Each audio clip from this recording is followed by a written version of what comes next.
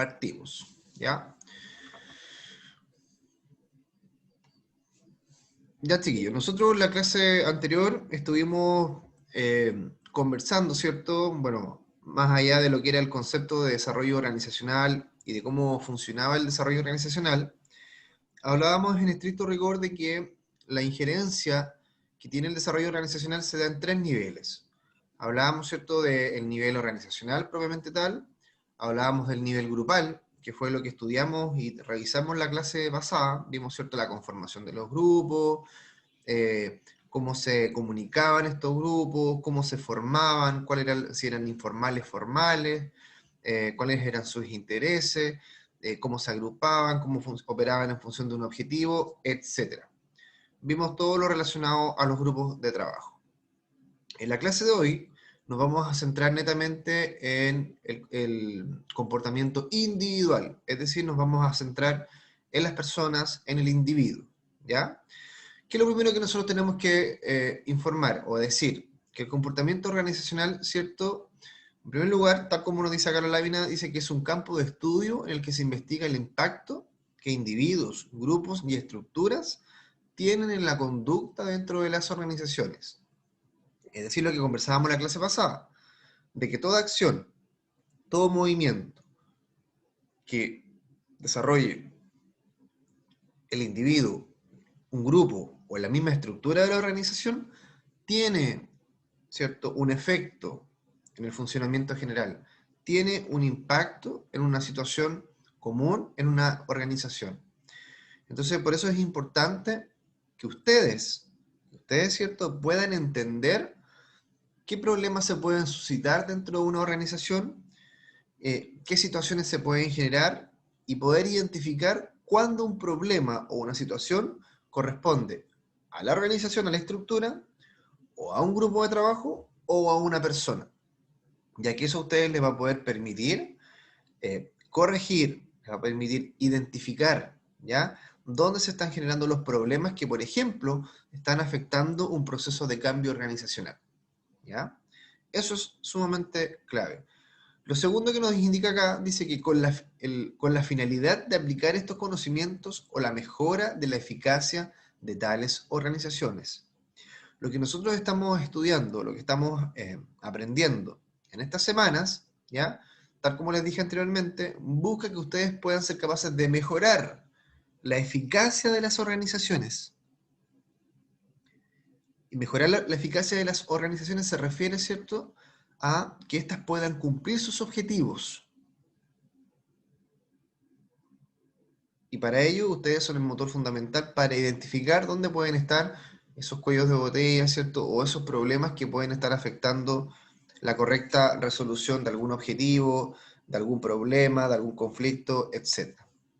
¿Y qué es lo último que nos indica acá? Dice que además remite a los distintos tipos de relaciones que se establecen en una empresa y analiza el factor tecnológico que forma parte de la empresa.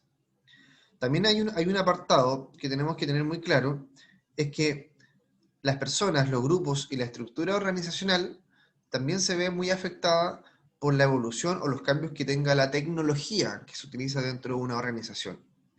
Ya que el uso de una nueva tecnología me puede conllevar, por ejemplo, a tener que capacitar a mi personal, o por ejemplo, a tener que reducir personal, o por ejemplo, ¿cierto?, a tener que adecuar mis procedimientos y mis procesos a esta nueva tecnología.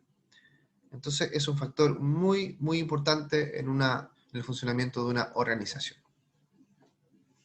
Y tal como veníamos diciendo, lo que vimos en la clase pasada, hablamos de los procesos grupales y hoy día nos corresponde hablar de los procesos individuales. ¿Alguna pregunta hasta acá, chiquillos? ¿Alguna consulta?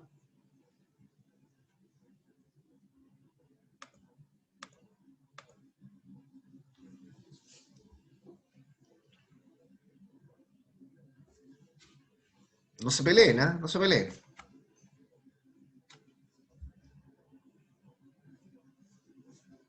Ya, continuamos entonces.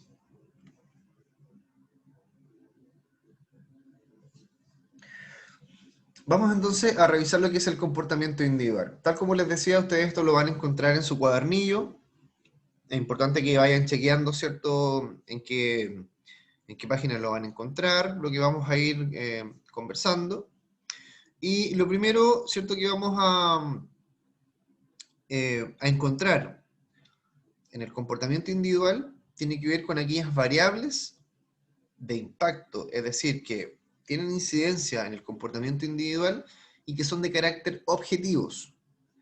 Es decir, que están asociadas a un hecho en concreto o a una condición en concreto que la persona, de cierta manera, no puede negarla, ¿cierto? O no puede, de cierta manera, rechazarla, ¿ya? O cambiarla. Entonces, aquí vamos a encontrar tres situaciones, o tres variables. Una es la edad. En segundo lugar vamos a encontrar el sexo. Y en tercer lugar, ¿cierto?, vamos a encontrar el estado civil. Aunque el estado civil, ustedes saben, ¿cierto?, que hoy día todo se puede cambiar. Todo lo que está ahí, ustedes saben que se puede cambiar de alguna forma. No vamos a entrar en detalle de cómo, pero lo podemos cambiar. La tecnología hoy día da para mucho, ¿ya? Pero cuando se crea en ese cierto estado, se informa sobre estas variables, se nos indica que son variables de carácter objetivas, porque, de cierta manera, naturalmente no es posible modificarlas. Hay una condición que las establece. Ahora bien, ustedes tienen ahí en su cuadernillo, ¿cierto?, el análisis de cada uno de ellos, ¿o me equivoco? Sí, profe, están. Ya, Juan, aprovechando que usted está ahí al pie del cañón, por favor, ¿qué nos dice respecto de la edad? Ya dice, edad, se estudia el impacto de la edad en la rotación, en el ausentismo y en la productividad y en la satisfacción. Después vienen las definiciones. En primer lugar, en la rotación, a medida que una persona envejece, es menos probable que renuncie a su puesto de trabajo. Existen varias razones que lo justifican. Uno, hay una mayor dificultad para encontrar un nuevo empleo. Dos, la mayor antigüedad en el puesto actual le proporciona más salario. Tres, el tener cargas familiares produce aversión al riesgo de cambio de empleo. ¿La leo toda? Siga nomás, Juan. En el Aprovechen. ausentismo hay que distinguir entre faltas evitables, faltas no evitables.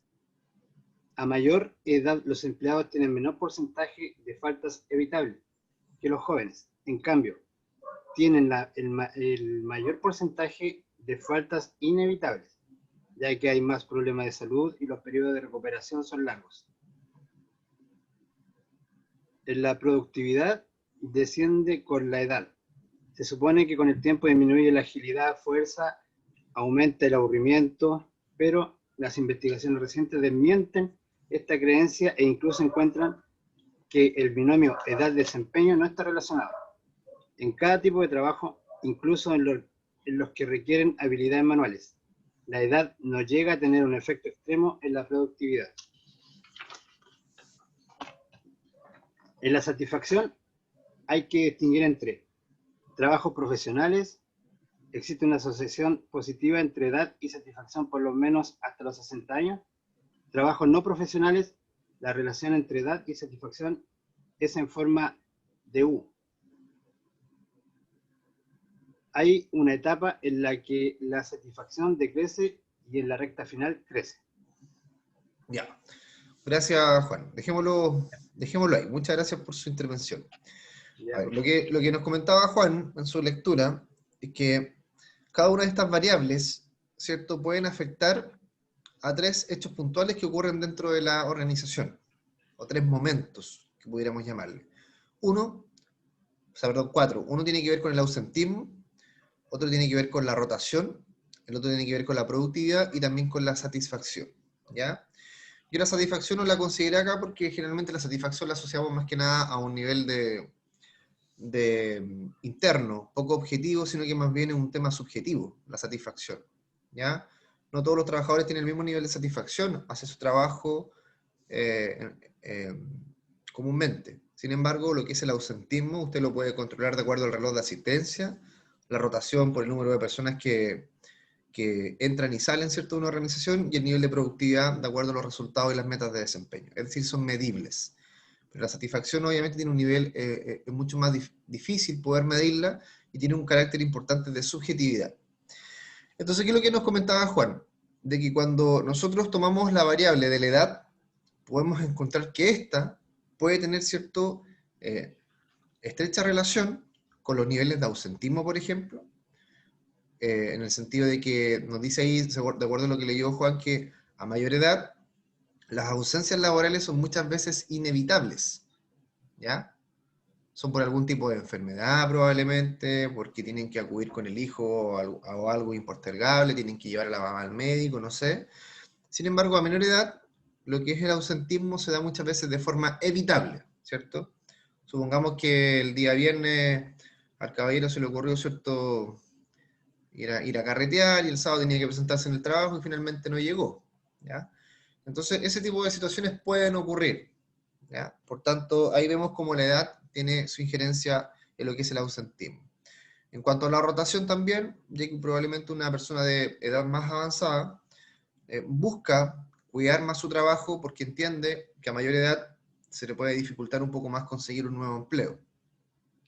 Y en cuanto a la productividad, tal como indica ahí, finalmente desmiente o echa por tierra, ¿cierto?, que efectivamente hay algún tipo de relación entre la edad y la productividad. Ahí, por tanto, eso lo podríamos obviar.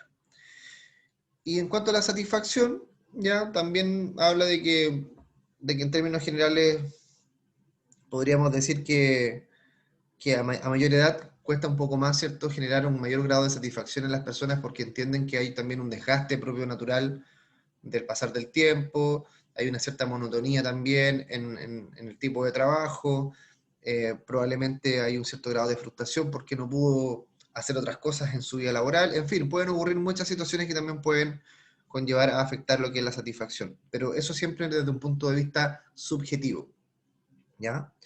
Ahora, ustedes probablemente en el foro, cuando se los pueda activar en la plataforma, después hace un análisis respecto de cómo funciona el género en estos cuatro conceptos. Y de hecho ahí habla, si no me equivoco, 2 páginas de esto que tiene que ver con el sexo, ¿cierto? En relación a cómo funciona con el ausentismo, con la rotación, con la productividad. Entonces, esa lo vamos a dejar, ¿cierto?, para revisarlo en el foro. Ahora bien, en relación a esto, aquí vamos a entrar, ¿cierto?, en algunas discusiones propiamente tal de la materia, donde cada uno, ¿cierto?, va a defender su postura o va a decir qué opina del otro y no del otro, en fin, que tiene que ver, ¿cierto?, lo que es el sexo y el estado civil, que también toman una condición bastante subjetiva, ya que cada uno de los que está o se encuentra en uno u otro estado de los que estamos hablando, es decir, o es soltero o es casado, o es mujer o es hombre, ¿cierto?, va a defender de cierta manera el funcionamiento de su postura en relación con su acción laboral. Entonces, por ejemplo, si yo les dijera que, por ejemplo, las mujeres se ausentan más de su trabajo, ustedes algunos me van a decir, pero ¿qué tipo de mujeres? O si yo les digo que los hombres faltan menos a su trabajo, yo alguien va a decir por ahí, oye, pero si mis colegas faltan todos los días a trabajar, van a jugar fútbol y faltan. Entonces nos vamos a encontrar también con que los análisis que nosotros hacemos respecto de estos conceptos también pueden tener un origen subjetivo. Lo mismo ocurre con el estado civil. No, ese es casado, no lo dejan salir a ninguna parte. Con suerte lo dejan ir a trabajar. Entonces podemos hacer también análisis que muchas veces pueden ser un poco prejuiciosos y que obviamente van a tener un sesgo al momento de analizar cada una de las variables. Podemos decir, por ejemplo, que por ser soltero, ¿cierto?, falta fijo 1 o 2 veces por semana. Entonces también todo eso es prejuicioso. Pero por ser soltero también lo hacen trabajar más. También puede ser un prejuicio, ¿ya? Entonces a eso me refiero. Por tanto, esa es la discusión que vamos a tener en el foro. eh, y ahí ustedes van a poder explayarse, ¿cierto?, de acuerdo a su experiencia y decir si efectivamente, si es hombre o mujer, o si es soltero o casado, tiene algún tipo de incidencia, ¿cierto?, en el ausentismo, en la rotación, en la productividad o en la satisfacción, ¿ya? Así que guárdense sus opiniones, ¿cierto?, y sus comentarios para el foro, ya que ahí va a estar la calificación. Ya, chiquillos, sigamos avanzando entonces. Vamos a verlo. Vamos a ver, el primer concepto que es importante analizar es la personalidad. Y la personalidad está determinada por tres factores. Uno de ellos, ¿cierto?, es la herencia, es decir, la genética, el ambiente que rodea a la persona y las situaciones a las cuales se ve expuesta o las cuales vive. Pero ¿qué es lo que nos dice la personalidad en primera instancia? Que son las características que distinguen a cada persona dentro de un grupo determinado. Es decir, su forma de actuar, hablar, caminar, entre otros. ¿Ya? Muchas veces escuchamos que las personas dicen, no, es que no me gusta la personalidad que tiene él. Entonces, si uno quisiera hilar más fino, tendría que preguntarle, pero ¿qué cosas de su personalidad no te gustan? Porque, de acuerdo a lo que estamos viendo acá en la definición, incluso el cómo camina es parte de su personalidad. Entonces, no creo que una persona se esté refiriendo a que no le gusta cómo la persona camina.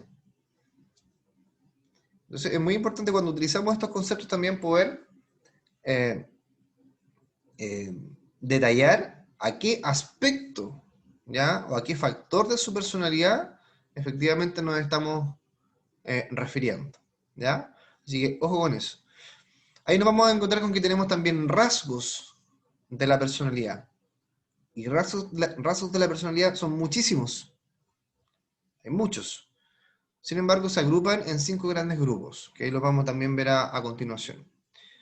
Y nos dice que el primero de ellos es la extroversión, en el sentido de que vamos a encontrarnos con una persona que, de cierta manera, se caracteriza porque su personalidad es sociable, es comunicativo, en relación con otras personas. Vamos también a encontrarnos con la afabilidad, que es una persona, ¿cierto?, que tiene un buen carácter, que es cooperativo, ¿ya?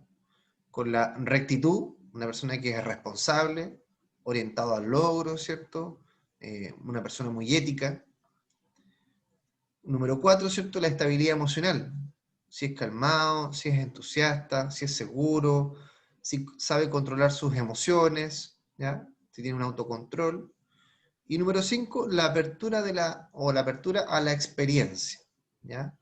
Si tiene, ¿cierto?, esta imaginación o creatividad o esa sensibilidad artística e intelectual distinta, ¿ya?, que muchas veces podemos considerar. Y también nos dice que existen tipos de personalidad, que podemos tener personas, ¿cierto?, introvertidas o extrovertidas, personas sensibles o intuitivas, racionales o pasionales, y perceptivos o juiciosos. Es decir, tenemos muchas formas para poder nosotros caracterizar o definir el concepto de personalidad.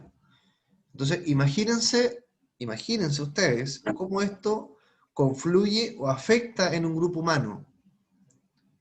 Cada persona va a tener distintos rasgos, distintos factores que van a determinar su personalidad y distintos tipos de personalidad. Entonces, trabajar con 50 personas, donde cada una de ellas va a tener más de 100 rasgos de personalidad, imagínense lo complejo que es. Por eso que dentro del análisis del desarrollo organizacional, el grupo más difícil de poder nosotros evaluar, corregir, mejorar y moldear, obviamente es el grupo humano. Porque los grupos de trabajo, de cierta manera, podemos regular su comportamiento. La organización, la estructura, también nosotros podemos modificarla. Pero las personas, cuando tenemos 50 personas distintas, es sumamente complejo. Profe, ahí entra la evaluación del examen psicológico, ¿no? Por supuesto, por supuesto. Pero no da resultados, sí. ¿Cómo? No da resultados porque al final, como uno ya tiene conocimiento que contestar. Depende. Hay test y test. Ah, ya, ¿Ya? ya. Hay test que efectivamente usted puede, de cierta manera, manejarlos un poquito, pero hay otros test que están hechos, de cierta manera, para evitar el efecto halo, que se llama, que es como la predisposición de quien contesta a buscar predecir una determinada conducta o un determinado rasgo de la personalidad. a raíz de eso, o sea, por lo mismo que usted dice, es que se han ido perfeccionando los test psicológicos para evitar ese tipo de situaciones. Ahora bien, test de personalidad, ahora hay muchísimos. Usted abre una página de Google y va a colocar ahí test de personalidad y se puede hacer millones de tests que va a encontrar en la red gratuitos, desde los 2 minutos hasta 40 minutos de resolución.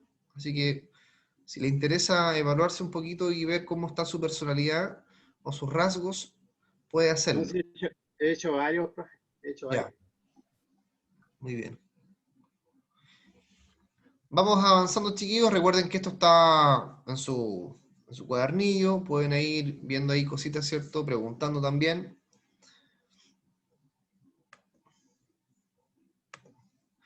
Vamos a ver ahora, ¿cierto? En detalle, entonces, lo que es los factores que determinan la personalidad.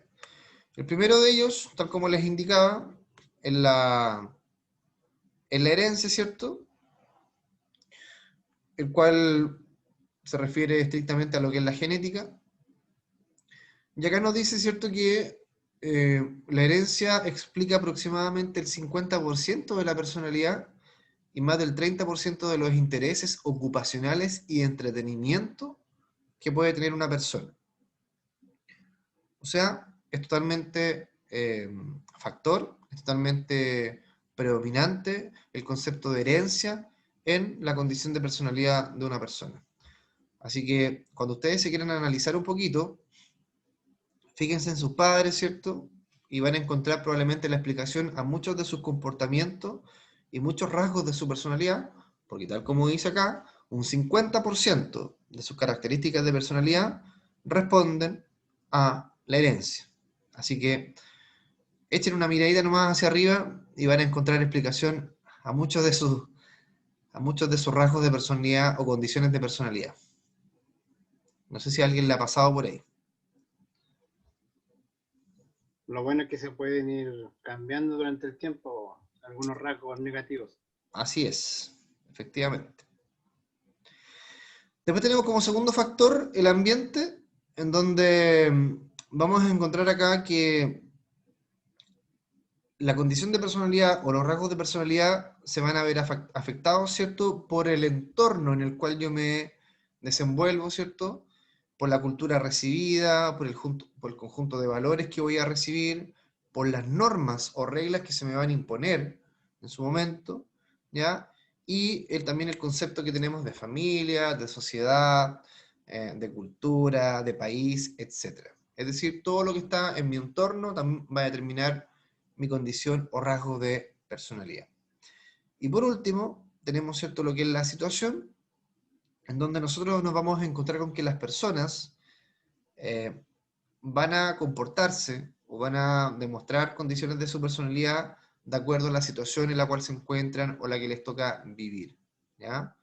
Por tanto, el hablar de patrones permanentes y consistentes en el tiempo o de forma pareja no es correcto, ya que efectivamente las personas, dependiendo de la situación en la que se encuentran, van a adoptar uno u otro rasgo de la personalidad, ¿ya?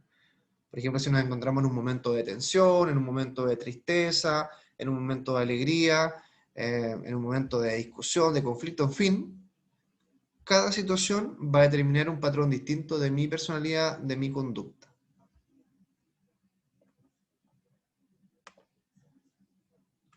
Vamos avanzando.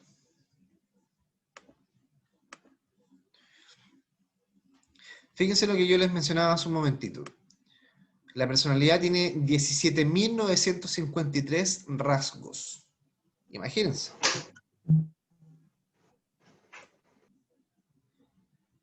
Imagínense la cantidad de rasgos. Y hay un modelo, ¿cierto?, que simplificó estos 17.953 rasgos y estableció un modelo, ¿cierto?, de 5 grandes rasgos. O sea, imagínense el trabajito que hizo esta persona para poder llegar a un modelo reducido en donde solamente con 5 conceptos vamos a englobar más de 17.000 rasgos. Y tal como les había mencionado hace un momento, el primero era la extroversión, que habla, ¿cierto?, del nivel de sociabilidad que tiene la persona a nivel de comunicación. la afabilidad, que habla, ¿cierto?, del tipo de carácter que la persona va a tener y su orientación a la cooperación con los demás individuos de su entorno. La rectitud, que tiene que ver con el nivel de responsabilidad y la orientación al logro, ¿ya? La estabilidad emocional, el nivel, ¿cierto?, de calma que demuestra una persona en sus comportamientos, en sus acciones y sus relaciones, su nivel de entusiasmo y seguridad. Y, ¿cierto?, el punto número 5 que tiene que ver con la apertura a la experiencia, donde hablamos, ¿cierto?, de la imaginación, la creatividad, la sensibilidad artística, de esta manera tener una curiosidad por lo que nos rodea en el entorno. Entonces, nosotros podemos decir que una persona, por ejemplo, puede tener la condición de personalidad de extroversión, pero también puede ser una persona con rectitud, o puede ser una persona con estabilidad emocional. Es decir, las personas también pueden contar o representar más de uno de estas características de la personalidad, o estos grandes rasgos, ¿ya? Entonces, y esto obviamente ¿por qué va a estar determinado? Por lo que vimos anteriormente, por la herencia, por el entorno, el ambiente, o por la situación en la cual se encuentra. Entonces yo, por ejemplo, si estoy en conjunto con más personas, probablemente voy a sacar a relucir mi rasgo de la extroversión, ¿ya? Pero, por ejemplo, si estoy ante una situación problemática, probablemente voy a sacar a relucir mi rasgo de la afabilidad. O si tengo que presentar algún trabajo o proyecto, voy a sacar a relucir mi rectitud. En fin, va a depender, ¿cierto?, de la situación en la cual nos encontremos. Juan, Profe, ¿sí? pero en esto, aquí entra lo negativo igual de los rasgos que tiene la persona, ¿cierto? Eso, o aquí muestra solo lo positivo. Mire, por el momento nosotros estamos partiendo, ¿cierto?, de una percepción positivista de los rasgos de la personalidad, Ah, ¿ya? ya, o sea, los 17.953 rasgos son positivos. Deberíamos pensar que son positivos en el sentido de cómo se plantean. Sin embargo, usted sabe que la extroversión, que sea sociable, lo podemos inmediatamente nosotros transformar en el rasgo negativo. Podemos inmediatamente sacar, ¿cierto?, lo, lo opuesto a lo que estamos mencionando. Sin embargo, la teoría de los rasgos plantea en este caso, ¿cierto?, que hablamos, ¿cierto?, de un positivismo en función de los rasgos de la personalidad. Pero eso no quiere decir que no existan los rasgos negativos, sino por el contrario. El cómo yo planteo los rasgos positivos, inmediatamente también me genera la existencia de rasgos negativos. ¿Para qué vamos a irnos por el lado malo siempre, cierto? No, no si era para, como para confirmar la información, si ahí después iba a entrar lo negativo. Como veo puras cosas positivas ahí. Claro, vamos a ver cosas positivas por ahora. Hay una... Ya. Aquí vamos a hablar, ¿cierto?, un poquito más de lo negativo, Juan. Porque aquí nos vamos a encontrar, ¿cierto?, con los atributos de la personalidad.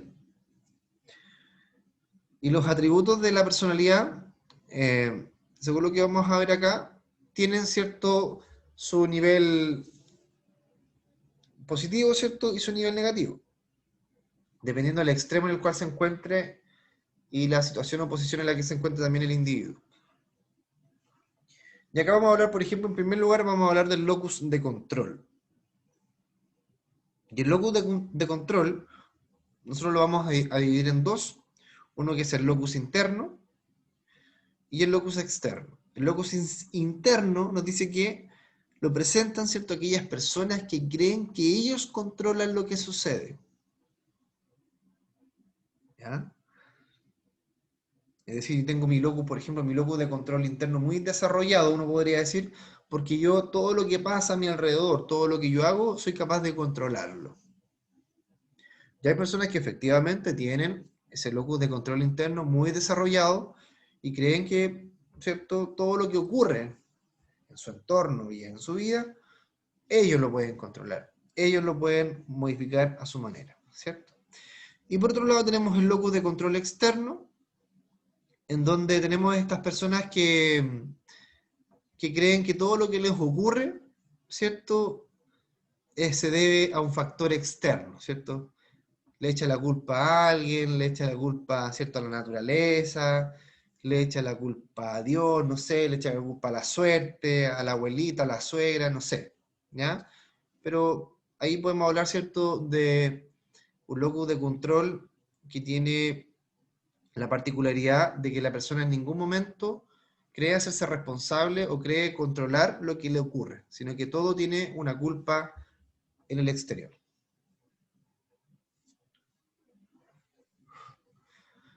Vamos ahora al maquiavelismo. De repente ustedes me imagino que han escuchado cuando alguien le dice, no, que eres maquiavélico.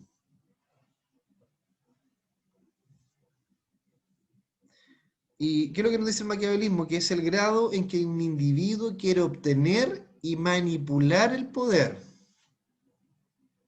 Mantienen una distancia emocional y creen que los fines justifican los medios. Es decir, ellos, ¿qué es lo que buscan? Acomodar ciertas situaciones para poder controlar el poder y así conseguir sus objetivos. Y por eso que dicen siempre que el fin justifica los medios. Esa es la frase típica o cliché, ¿cierto?, de aquellas personas que representan el maquiavelismo, ¿ya? Lo cual para algunos, insisto, Juan, acá puede tener una percepción personal, para algunos puede ser correcto, para otros puede ser incorrecto, ¿ya? Entonces aquí lo plantea en un sentido de que podemos tomarlo como algo positivo o negativo. Ahí usted hace su propia evaluación, ¿ya? Porque hay personas que efectivamente actúan de esa forma y hay personas que no actúan de esa forma. Entonces dice, es el grado, es decir, que puede ir de un mínimo a un máximo, ¿ya? Yo puedo ser mínimamente maquiavélico o puedo ser rotundamente maquiavélico. Autoestima. Es el grado, ¿cierto?, de gusto o disgusto que los individuos sienten por ellos mismos. ¿Cómo me veo en el espejo? ¿Cierto? Es el grado de aceptación o de no aceptación. Autoestima. ¿Cómo me veo en el espejo? ¿Cómo me veo hoy día? ¿Cómo se veía usted, Juan, el domingo después del partido? Eh, enojado, no, Ya, muy bien. nada. Autocontrol. Es un gran concepto, autocontrol. La capacidad de un individuo para adaptar su comportamiento a factores externos o situacionales. Ya lo que conversábamos un poquito la clase pasada, no sé si fue con ustedes o no, pero ¿de qué ocurre cuando está ahí en un semáforo, da el verde y el auto que está delante de ti se queda detenido? ¿Qué haces tú en tu vehículo? Amablemente espera, ¿cierto?, a que inicie su marcha, o inmediatamente tocar la bocina con un par de improperios, ¿cierto? ¿Qué hace? Habría que esperar nomás que parta. A lo mejor tenemos un problema. Habría que esperar, ¿cierto? Muy bien, muy bien lo que... Pero uno no tiene la capacidad por lo general de esperar. Exacto, pero lo que dice Juan es muy bueno porque eso es lo que debiéramos hacer. Habría que esperar porque puede que la persona de adelante tenga algún problema. Efectivamente se le puede haber apagado el motor, le fallaron el movimiento de pie, ¿cierto? Con las Está patitas, aprendiendo a manejar. O claro, capaz que, o Juanito capaz que diga, debe ser mujer. O está esperando para hacer o asaltarlo. claro. O puede ser mujer. ¿Quién dijo eso? La Cristina. La PAMI. Ah, la Pame. Mujer tenía que ser, ¿cierto? Sí, Hoy, yo de repente debo admitir que he dicho eso. Y han sido mujeres, ¿eh? Eso es lo peor de todo. Uno siempre anda muy apurado. Pero tal como dice Juan, Pero hoy en día existe igual un alto grado de desconfianza, porque si yo veo que un auto se para de mucho rato frente a mí, igual uno tiene la desconfianza de que lo puedan asaltar o le pueda pasar algo, entonces ya no hay esa tolerancia para poder esperar mucho tiempo. claro, así es. Ahora si va con el teléfono, pareciera que peor, ¿cierto? ¿Cuáles son las palabras? Muévete, ¿cierto? Muévete, córrete. De ahí para arriba, ¿cierto? Ya, vamos a... Y al último... Ahí me adelanté un poquito. Ahí sí. Y por último, ¿cierto? Tenemos la predisposición a asumir riesgos. ¿Ya? Y esto también es un tema bastante relevante, ya que nosotros tenemos acá dos situaciones, o impacto en dos situaciones. Una de ellas tiene que ver en el tiempo que requieren las personas para tomar decisiones. Se fija que hay personas que dicen, no, dame un mes para pensarlo. Un mes. No será mucho, ¿cierto? Y la otra opción que habla, que refiere acá, es la cantidad de información que necesito para poder tomar esa decisión. ¿Cómo se consideran ahí ustedes, por ejemplo? ¿Son personas que toman decisiones al instante o que se toman su tiempo para poder... Profe, pero es que al tomar decisiones muy apresuradas, siempre tiene consecuencias y las consecuencias a veces son muy, no graves, pero malas. Claro. Hola, profe. Habla Carlos. ¿Me escucha? Hola Carlos, ¿cómo estás? Yo creo que, bien, gracias. Yo creo que va de la mano con el autocontrol. Porque Ya. resulta de que usted dice, dio el ejemplo de, no sé, porque uno va manejando y se detiene. Entonces, del hecho ya de pensar algo, decirlo, está predispuesto a asumir los riesgos de lo que diga la otra persona igual, pues. Entonces yo creo que Ya. van de la mano las dos, esas últimas, el autocontrol y la predisposición a asumir riesgos. O sea, en el ejemplo anterior podríamos hablar de qué tan dispuesto usted está dispuesto a asumir riesgos. Porque si usted Claro, espera, ¿cierto?, que el vehículo avance, no va a pasar nada más que perder 3 segundos 5 segundos de su tiempo.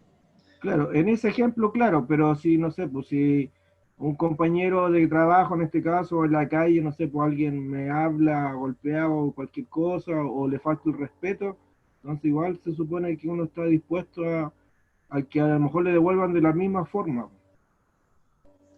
Entonces Ya, muy creo, bien. pienso que están de la mano las dos. O sea, si yo le... Perfecto, efectivamente, incluso están de la mano las 5, ¿ya? Ah, claro, claro. Pero en la relación que usted hace, perfecto, muy bien, muy buen análisis. ¿Alguien más que quiera opinar? ¿Alguien opinó en el chat, profe? ¿Qué es lo que dice Juan? Que no puedo, acá tengo que cerrar para poder... Dice, yo pienso que depende de la decisión porque hay temas que deben evaluar más que otras. Por ejemplo, de esperar en el semáforo, es simple, se espera, pero quizás cambiarse de trabajo lo piensa más. No entendí. Ya, o sea, No, depende de la envergadura de la decisión. no sé. Perfecto.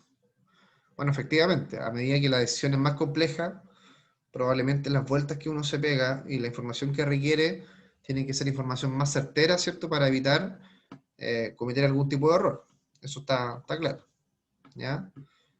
Ahora hay personas que, por ejemplo, de un día para otro se cambian de trabajo, pero porque probablemente ya la decisión la tenían tomada, pero hace mucho tiempo y estaban esperando simplemente que se diera la oportunidad. Entonces, obviamente va a depender estrictamente de la situación y de la complejidad de la decisión que se requiera tomar. Profe, y la Carlita dice, en eso creo que influye bastante la edad más joven, más arriesgados somos. Sí, tiene que ver, ¿cierto?, con lo que vimos anteriormente, de las variables de impacto, donde efectivamente pareciera, ¿cierto? Pareciera que, por ejemplo, las nuevas generaciones, las personas más jóvenes, tienden a tener una mayor predisposición a asumir riesgos en el sentido de que no tienen mucho que perder, ¿ya? Porque donde probablemente no hay una familia a la cual sostener o una estabilidad a la cual responder.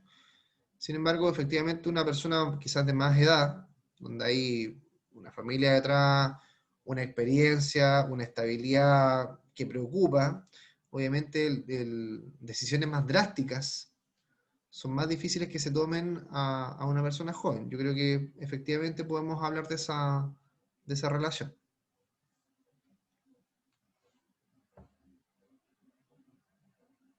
Sigamos avanzando. Vamos ahora a hablar de las habilidades. Y aquí en las habilidades vamos a encontrar con que tenemos dos tipos de habilidades que pueden ser mentales y físicas, ¿ya? En primer lugar, hay que definir que las habilidades es la capacidad, ¿cierto?, de una persona para llevar a cabo diversas actividades. Llevar a cabo, es decir, realizar. Donde se busca adecuar las habilidades de las personas y encontrar la forma correcta de usarlas. Fíjense en esto. No basta solamente con tener las habilidades. Hay que también adecuarlas, buscar la mejor forma de utilizarlas para poder, de esta manera, obtener lo que vamos a ver ahí, que es rendimiento. ¿Cómo se define el rendimiento? Habilidad más esfuerzo más destreza es igual rendimiento. Ahí me apareció el chat.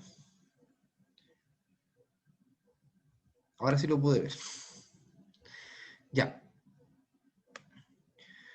Y lo que les decía, que las habilidades pueden ser mentales y físicas. Fíjense en las habilidades mentales, dice que se mide por la inteligencia, coeficiente intelectual, que es la capacidad individual para el pensamiento constructivo, el razonamiento y la resolución de problemas. ¿Ya? Cuando hablamos del pensamiento constructivo, hablamos de que lo que yo recibo por aquí y por allá, yo lo junto, ¿cierto? Y construyo un aprendizaje. ¿Ya? El razonamiento es cuando yo tengo la capacidad, ¿cierto?, de, obviamente, de razonar, pero discernir entre aquello correcto o incorrecto, o lo bueno o lo malo, ¿cierto? O aquello que me sirve y no me sirve. Y la resolución de problemas, ustedes bien la conocen, ¿cierto?, que es la capacidad para poder entregar una alternativa a una situación de conflicto o una situación que te pone en aprietos. Y también dice que las habilidades físicas son importantes en tareas que se requiere cierta destreza manual, resistencia y capacidad de coordinación. Por tanto, nosotros tenemos que lograr complementar el desarrollo de estas habilidades a nivel organizacional. Y es muy importante que nosotros identifiquemos dentro de la organización qué habilidades tienen las personas que trabajan con nosotros. Hay jefes que jamás se enteran de las habilidades que tuvieron sus trabajadores. Porque probablemente no los conocen, no les preguntan, no saben qué hacen en su tiempo libre, ahondan poco en relación a lo que es su trabajador. Pero hoy día la responsabilidad en este tema es sumamente alta. Porque hoy día entendemos que dentro de nuestro grupo de trabajo tenemos que propender a que las personas puedan desarrollar y fortalecer sus habilidades y sus competencias. Darle los espacios para ello. Porque además enriquece el capital humano y me permite, ¿cierto?, desarrollar también otras actividades a nivel organizacional. Hoy día recuerden que las personas en su trabajo son multifacéticas. No solamente hacen lo que tienen sus perfiles de cargo. Probablemente quizás, no sé, digo yo, la enfermera, ¿cierto?, del hospital también es hoy día la que maneja, por ejemplo, las redes sociales de la institución. No lo sé, puede ocurrir. Es la que hace, ¿cierto?, los carteles para el paro. No sé, es la que mejor dibuja, ¿cierto? ¿Ya? Es la que cocina más rico, no sé. Pero todas las personas tienen distintas habilidades, ya sean mentales o físicas, que pueden aportar al desarrollo y crecimiento de un grupo humano y de una organización. Por eso que es muy importante saber qué es lo que hace nuestra gente, a qué se dedica, qué le gusta hacer.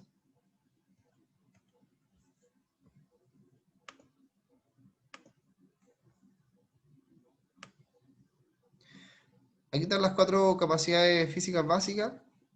Le vamos a pedir a Pamelita, por favor, para que pueda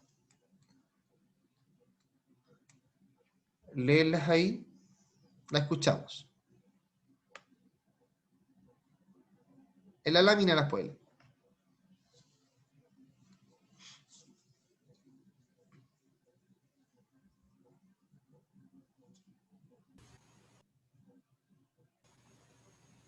Las 4 capacidades físicas básicas. La condición física de una persona se mide principalmente a través del estado en el que se encuentran sus 4 capacidades físicas básicas, que son las siguientes. La resistencia, capacidad del ser humano para soportar esfuerzos de media o baja intensidad durante el mayor tiempo posible. La fuerza, capacidad neuromuscular de superar una resistencia externa o interna gracias a la contracción muscular. La flexibilidad,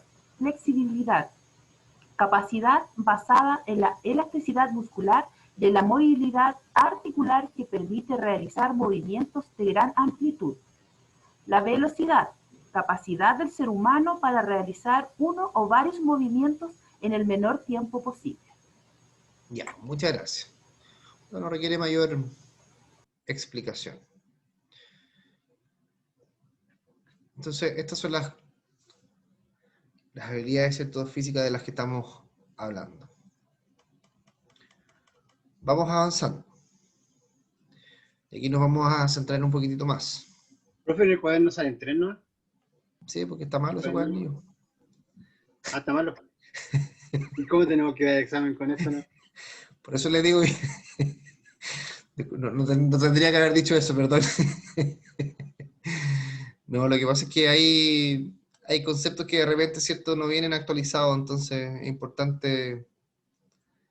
Pero como les digo yo, esto es un complemento a lo que ustedes tienen, pero la prueba, ¿cierto?, es obviamente estrictamente asociada al cuadernillo, ¿ya?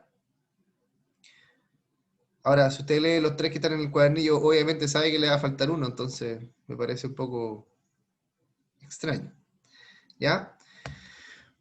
Veamos ahora lo que es la inteligencia, ¿ya? Y acá la inteligencia, ¿cierto?, nos habla de 7 factores.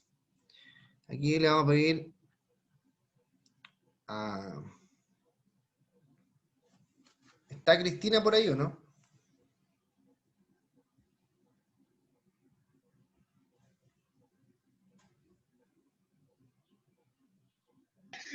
Sí, profe. ¿A qué se refiere la habilidad espacial?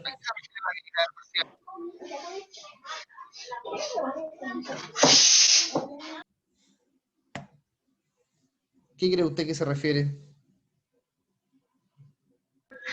Al ambiente, al ambiente, donde uno se encuentra. Pero ¿con qué acción la podemos relacionar? Tiene que tomar distintas, no sé, como dice ahí, habilidades en cuanto al entorno en el que uno se encuentra. Sí, efectivamente. Así es. Mire, lo que es la habilidad espacial es la capacidad, ¿cierto?, de imaginar, visualizar y distinguir entre distintos objetos que nos rodean o que están, ¿cierto?, dentro de nuestro entorno, ¿ya? Esa es la habilidad espacial. Por ejemplo, identificar que efectivamente tenemos una mesa, por ejemplo, a 1 metro de distancia. Tenemos una silla a 30 centímetros, ¿ya?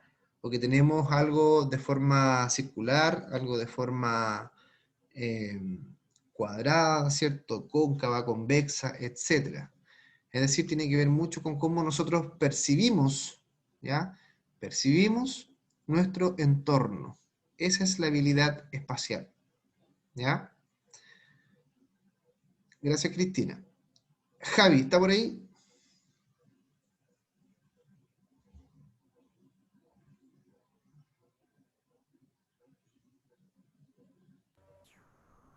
Sí, profesor, soy Carlos. Ah, Es que el computador de mi hija, así que por eso aparece como Javi. por eso ya. Ya, Carlos. Sí, pero soy Carlos Monge. Ya, perfecto. Carlos, ¿qué es lo que es la rapidez perceptual? La rapidez perceptual. Bueno, según aquí, bueno, por lo que yo creo, la percepción, lo que uno alcanza a ver, por decirlo de una forma, de las cosas que se vienen o que siente, en mi forma de pensar. Según acá el cuadernillo dice que la habilidad de percibir figuras, de identificar semejanzas y diferencias con rapidez y precisión. Exacto, exactamente. De hecho, Y ¿ustedes se lo acuerdan otro, se acuerdan de este juego que decía encuentre las 8 diferencias? Y le ponían dos monitos, claro, ¿cierto? Dos figuras en el diario, y usted ahí empezaba a buscar cuáles eran las diferencias. para encontrarlas. Exacto. Eso es un ejemplo claro de lo que es la rapidez perceptual, de cómo nosotros al observar dos objetos podemos encontrar, ¿cierto?, sus similitudes, sus diferencias, ¿cierto?, de forma hábil y rápidamente. Muchas gracias, Carlos. Claro, acotando igual bueno, generalmente, no sé, a mí me pasa que cuando veo o conozco a alguien, generalmente uno utiliza la percepción de cómo actúa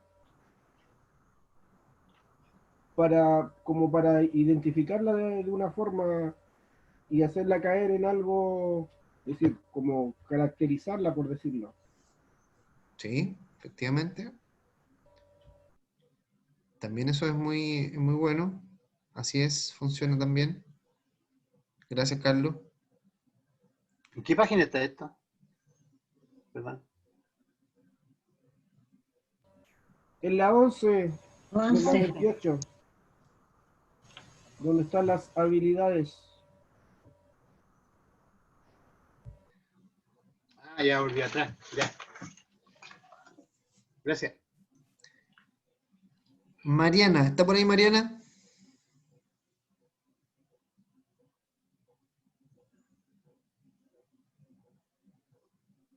Sí, profe, aquí estoy. Usted no es la misma del video ese que había de la Mariana, ¿no? ¿Cuál video? Había un video donde hablaban de una Mariana ¿A dónde? en redes sociales, era un viral. No, que ya se paró. No, ella, profe. Me acordé de ese video. No es la misma Mariana. No es la misma Mariana. No lo he visto, profe. Ah, ya. Cuando lo vea, se va a acordar de mí. Ya. Ya, Mariana, habilidad numérica. ¿Qué entiende usted por habilidad numérica? Es como eh, dar respuesta a un problema. Que no tengo la guía, profe. Sí, pero tiene que ver con eso, efectivamente. La habilidad numérica, Mariana, es cuando eh, el cerebro, ¿cierto?, se activa para Mm, reflexionar frente al planteamiento de un problema y de cierta manera poder entregarle una respuesta. una ¿Ya? respuesta. Mm, Pero la habilidad numérica se centra, ¿cierto?, en la capacidad para entender el problema. Ese es Ah, ya. lo principal. ¿Ya? Ya. Muchas gracias, Mariana. Bueno. Adriana, ¿está por ahí, Adriana? Ya, Sí, profe, ah, estoy un poco trasnochada, pero sí lo estoy escuchando. Está con turno, me imagino. Los turnos, ¿Cuántas horas lleva de turno? hicimos 24 Oh, terrible. y no sé si a la tarde me podré conectar porque estoy muerta de sueño. No, si no se preocupe, si nosotros vamos a terminar hoy día en media hora más. No, Ojalá, mentira. ojalá que Pero fuera vamos, así. pero vamos a terminar como a las 12, yo creo. 12:30 por ahí, Sí, ¿ya? ya, profe. Para que pueda descansar. Adriana, Mm. ¿qué es lo que es para usted Cuénteme. la fluidez verbal? Es la comprensión de los significados de las palabras en relación entre sí, ya sea un intérprete, escritor o un psicológico. Sí. A ver, lo que nosotros tenemos que tener claro, Adriana, es que la fluidez Mm, verbal, ¿cierto?, es lo que nos sí, permite dar respuestas coherentes, ¿cierto?, ante una pregunta. ¿Ya? Y ya. Y la fluidez verbal tiene que ver mucho, ¿cierto? No solamente con la semántica, es decir, con las palabras que vamos a utilizar, sino que también tiene que ver con la fonética, es decir, con qué entonación o de qué forma también las vamos a entonar o pronunciar, Ya, ¿ya? Entonces, ya, por ejemplo, cuando yo me preguntan algo, ¿cierto? Yo la idea es que responda de forma coherente, es decir, que lo que voy a responder tenga relación con la pregunta que me están haciendo, y que la entonación que yo entregue también contribuya a dar una buena respuesta. Eso es lo que tenemos que tener claro. ya, profe. Gracias, Adriana. Que tenga Bueno, una mejor profe, tarde. hoy ojalá. Mauricio, ¿está por ahí Mauricio? Hola, profesor. Sí, ¿Cómo está usted? bien, gracias. ¿Y usted? Bien igual, qué bueno. Mauricio, a usted le tocó más fácil. La memoria, ¿qué es lo que es la memoria? ¿La memoria? Sí, La memoria era la capacidad de poder retener o... le falta la No, palabra clave. era más bien eso, ¿Sí? claro. Era más bien retener, recordar y todas esas Exacto. cosas. Eso es la capacidad de recordar. ¿Ya? Recordar, eso es. Exacto. ¿Ya?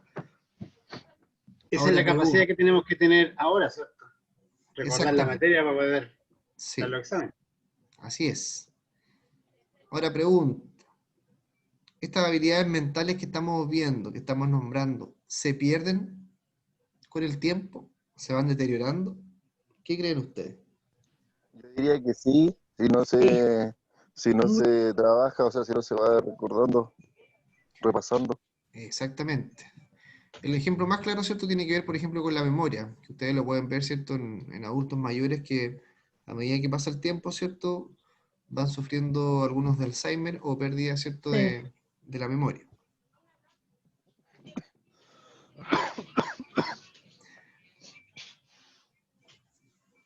¿Está con mascarilla, Mauricio, no?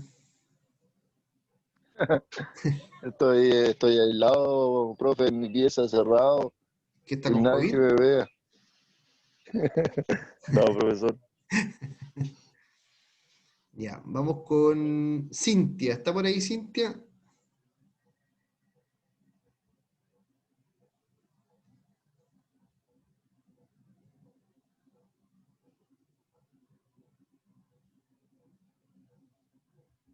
Sí, profe.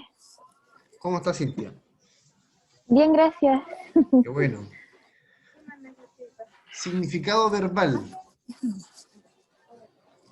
¿Qué es lo que es el significado verbal? Puta, profe, no tengo la guía en este momento. Pero ¿cómo? ¿Dónde está metida en este momento? Y tuve que venir al centro justamente a comprar. A Así que comprar no un ando con mi cuadernillo. guía. Un cuadernillo. Ya. Perdonada por esta vez. Ya, profe, lo siento. Pero estoy atenta a su clase. Ya, dígame, ¿a quién le podemos preguntar en su reemplazo? De alguno de sus compañeros. ¿A quién quiere nominar? La Pamelita, pues la Pamelita seca. Pero ya la Pamelita no respondió. Ya, ócale, Cintia. Gracias. Que le vaya bien en el centro. Compre harto pan, Gracias, ¿cierto? profe. Y cositas para el pan. Nos vemos. Ya, nos vemos. Chao. Pamelita, ¿dónde está? Ahí está. La comodín. Usted va a Gracias, salvarle el Cintia. pellejo a Igual Cintia. la quiero. ¿Qué es lo que es el Vamos a significado salvar ese verbal? pellejo, ¿ah? Eh, significado vendría a ser como el cuadernillo, como la comprensión verbal, Así es. lo que uno comprende y entiende por cada palabra, significado, como el Así significado que es. uno entiende o comprende de las palabras. Sí. Así es, Pamelita. Pero ojo ahí, vamos a hablar de dos conceptos. El significado verbal, tal como dice Pamela, es eh, lo que nosotros comprendemos en base a, la, a un contenido verbal, ¿ya? En base a lo que leemos, a lo que escuchamos, a lo que decimos. Pero acá tenemos que hablar de dos conceptos. Uno de ellos es la denotación, que esto es materia de cuarto básico de castellano o lenguaje y comunicación para los más nuevos. Denotación la definición que encontramos en el diccionario de una palabra, ¿cierto? O de un concepto. Y lo otro es la connotación. Y la connotación es la definición que nosotros particularmente le damos a una palabra, personalmente, ¿ya? Entonces, por ejemplo, lo que es para usted ordinario, ¿ya? Quizás para otra persona tiene otra connotación, ¿ya? Así como lo ocurre con las palabras que acá en Chile significan algo y en otros países significan otra cosa. Entonces, ahí tenemos que hablar de la denotación y la connotación. Es importante, antes de tener connotación, tener la denotación. Ya que en muchas ocasiones nosotros ocupamos palabras que no sabemos lo que significan. Y las utilizamos, ¿cierto?, en un contexto o en un campo semántico, o le damos una connotación que no corresponde. Entonces, mucho cuidado ahí. Y por último, gracias Pamelita. Gustavo, ¿está por ahí Gustavo?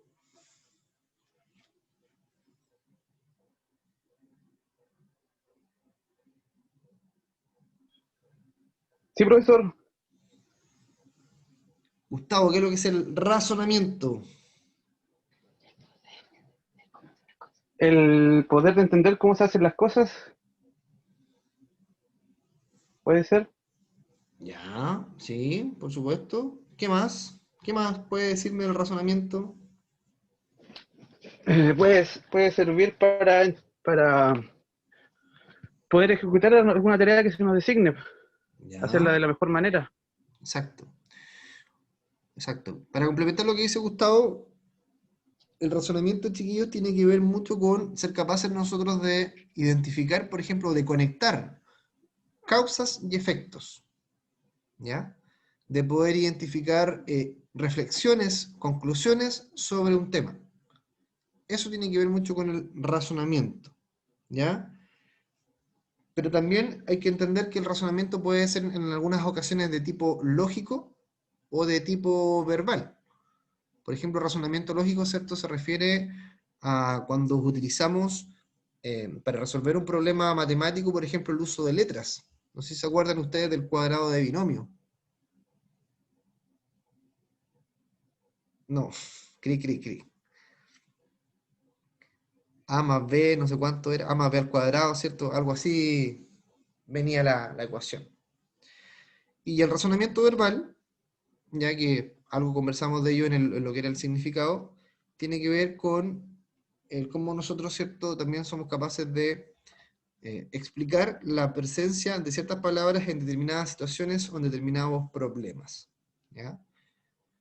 Por ejemplo, saber lo que significa resolver, construir, identificar, ¿ya? Eso también tiene que ver mucho con el razonamiento. ¿Alguna pregunta hasta acá, chiquillos?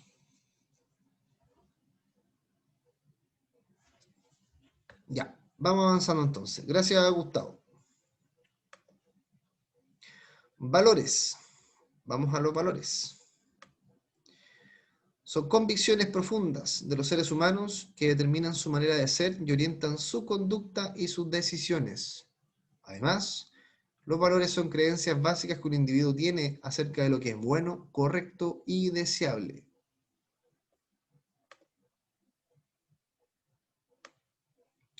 Tenemos que entender que existen dos tipos de valores. Tenemos los valores terminales y los valores instrumentales. Los valores terminales son las metas u objetivos que las personas desearían lograr durante su vida. Y los valores instrumentales son los modos preferentes de comportamiento mediante los cuales se pretende alcanzar un valor terminal. Es decir, para yo lograr un valor terminal, que es decir, mi meta u objetivo durante mi vida, yo tengo que comportarme o actuar de cierta forma para contribuir a cumplir con esa meta. Entonces, por ejemplo, un valor terminal puede ser la felicidad, pero un valor instrumental, es decir, algo que me permita llegar a tener felicidad en mi vida, tiene que ser ser alegre, amistoso, ¿ya? Si, por ejemplo, yo quiero lograr como objetivo la seguridad familiar, ¿ya? Tengo que en mi vida actuar, ¿cierto?, ser obediente o responsable, ejemplo, ¿ya? Entonces, importante identificar entre valores terminales y valores instrumentales. Acá están las fuentes del sistema de valores, es decir, qué es lo que influye en la conformación, ¿cierto?, de nuestro sistema de valores. En primer lugar, lo que hablábamos en un principio, la herencia genética, la influencia de los padres y amigos, la cultura nacional, es decir, la cultura del país en el que nos podemos encontrar, las relaciones sociales y el ambiente.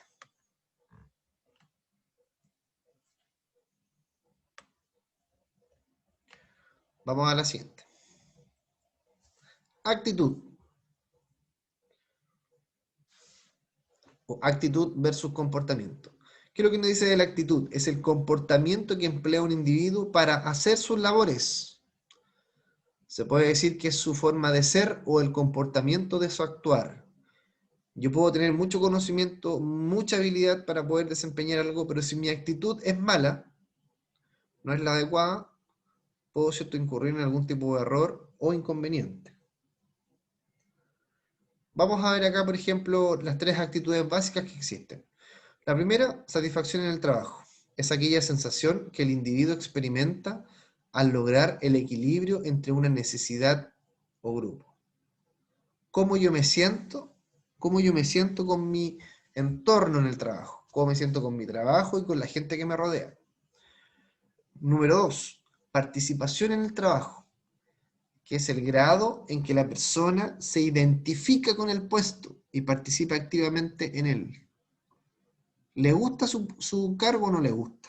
Es así de simple la pregunta. ¿Le gusta su perfil de cargo? ¿Le gustan las funciones que realiza o no le gusta? Y por último, el número 3, compromiso organizacional, es el grado en que un empleado se identifica con la organización, sus metas y el grado en que se desea seguir siendo miembro. ¿Me siento parte de la organización en la cual estoy o no? ¿Me siento parte de la empresa en la que estoy? ¿O simplemente hago mi pega nomás y cobro después? Entonces aquí tenemos 3 actitudes básicas que nosotros vamos a encontrar. Satisfacción en el trabajo, participación en el trabajo y compromiso organizacional. Cuando yo tengo estas 3 actitudes básicas resueltas, yo efectivamente puedo estar haciendo un aporte 100% a mi organización y estar satisfecho completamente con mi persona y con mi trabajo. ¿Qué es lo que ocurre acá? También vamos a encontrar lo que se llama disonancia cognoscitiva o disonancia cognitiva. ¿Por qué les puse esta figura acá? Porque la disonancia cognoscitiva nos dice que nosotros muchas veces pensamos de una forma y tal como se ve acá en la intersección, actuamos de otra. Esto obviamente es sumamente común, ustedes lo van a ver a diario, también les va a haber pasado, les va a pasar, lo van a ver, pero así se llama, disonancia cognoscitiva. Entonces dentro de la organización también nosotros nos vamos a encontrar con muchas personas que van a actuar de esta forma y que va a ser muy importante poder identificar cuando estemos en presencia de una disonancia cognoscitiva, ya que en muchas ocasiones por no querer generar un problema, por no querer generar un conflicto, o de cierta manera defraudar a un líder o a un agente de cambio, muchas veces las personas van a pensar de una forma, pero van a actuar de acuerdo a lo que la jefatura diga o lo que el agente de cambio diga. Sin embargo, es importante que nosotros también tengamos la habilidad de poder identificar cuando una persona no está cómoda con su actuar, porque probablemente su forma de pensar es distinta. Así que ojo también con este concepto. ¿Qué ocurre con la satisfacción en el trabajo? La satisfacción en el trabajo va a intervenir en muchos factores que existen dentro de una organización, pero los más esenciales son 3, y los hablamos al principio, que es el nivel de productividad. Es decir, si yo no me siento satisfecho con mi trabajo, probablemente no voy a rendir de la mejor forma. Entonces la productividad es la relación entre el tiempo y la eficacia para obtener buenos resultados. Si no estoy satisfecho, voy a ser más propenso igual a faltar a mi pega. Ausentismo. Es toda aquella ausencia o abandono del puesto de trabajo y de los mismos deberes que tengo obviamente en él. El ausentismo se puede dar de dos formas, chiquillos. Yo puedo estar, ¿cierto?, ausente físicamente, pero también puedo estar ausente en la oficina, sentado en mi puesto de trabajo, porque probablemente estoy ahí toda la mañana calentando el asiento, metido en redes sociales, ¿cierto?, y leyendo cosas nada que ver con mi pega. Eso también es una forma de estar ausente en tu trabajo. Y por último, la rotación, que es obviamente cuando yo tomo la decisión de emigrar de mi trabajo, pero no porque voy a tener una oportunidad mejor, sino que es porque no estoy satisfecho con mi trabajo. Entonces, al no estar satisfecho con mi trabajo, tomo la decisión de emigrar o de buscar una nueva opción en el mercado laboral. Pero no siempre porque es una mejor oportunidad, sino porque simplemente no estoy feliz en mi lugar de trabajo y requiero un cambio de ambiente o de aire. Y por otra parte, también tenemos la insatisfacción. Y aquí tenemos un aspecto negativo, ¿cierto?, de la personalidad que podemos atender, que la insatisfacción se expresa dentro del trabajo. Y se expresa tomando una postura de tipo destructiva o una postura de tipo constructiva. La postura constructiva para manifestar la insatisfacción se refiere a expresarla como primera parte, en el cual, ¿cierto?, yo digo que no estoy cómodo, que hay algo que está mal, ¿no es cierto?, y busco mejorar la situación. También está la negligencia, que es cuando, ¿cierto?, yo dejo pasar las cosas, dejo que ocurran las cosas, me hago el leso, ¿cierto?, y dejo que la situación escale un poquito más, para que en algún momento alguien diga, oh, hay que resolver esto. Y por otra parte tenemos también lo que es la postura destructiva, que acá, ¿cierto?, podemos tener dos opciones. Que es la lealtad, eso es cierto, de morir con las botas puestas, como se dice muchas veces, que es esperar con optimismo que la situación cambie en algún momento.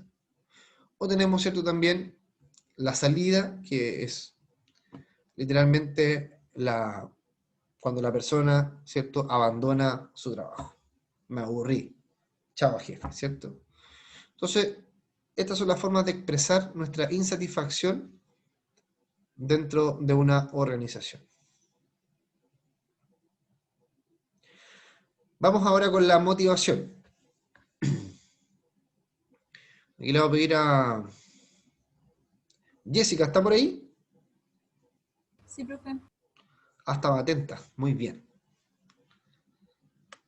Jessica, ¿qué nos dice acá de la motivación? La escuchamos.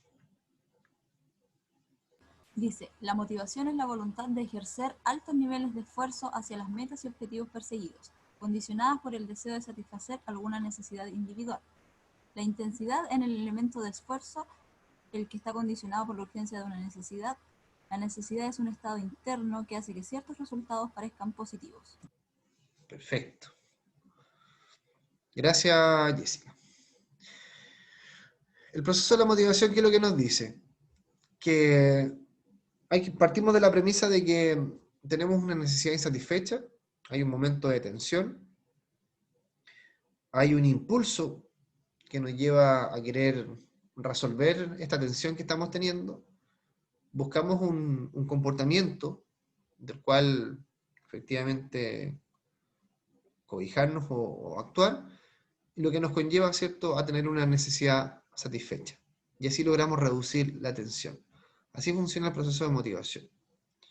Entonces, supongamos que yo tengo, por ejemplo, tengo hambre, me irrito, ¿cierto? Empiezo a tener ciertos impulsos para poder ver qué hacer con esa tensión, con esa hambre. Búsqueda del comportamiento. Lo más probable es que me acuda, ¿cierto?, al refrigerador a ver qué es lo que puedo obtener allí. Y necesidad satisfecha, inmediatamente reducción de la tensión. Así funciona, así de simple funciona el proceso de motivación. Pero ¿cuál es el ciclo motivacional? Nos dice que hay 6 etapas en el ciclo motivacional. En primer lugar tenemos la homeostasis, ¿cierto?, para que no se confundan,